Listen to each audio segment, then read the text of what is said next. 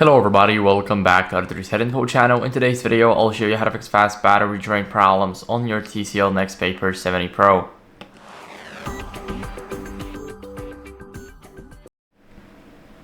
So first, what are we gonna do is we're gonna go over and go to the battery settings. So as you guys can see, we are in the settings right now. We're gonna go over and scroll down to battery.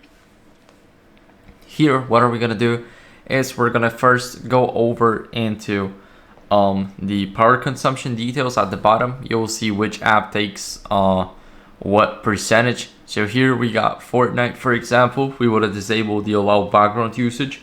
Now it will not run in the background. We need to search for apps that run in the background a lot. As you guys can see, sometimes the Google Play Store is a good idea to run in the background. Make sure that you select optimize and not unrestricted.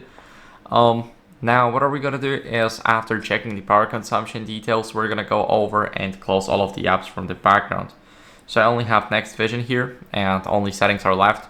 Here we have abnormal power consumption, and this is basically giving us a notification when the phone finds any like high power consuming apps. So if it finds an app that drains your battery, it will tell you about it, so you can close it, you can force stop it, uninstall it, and etc.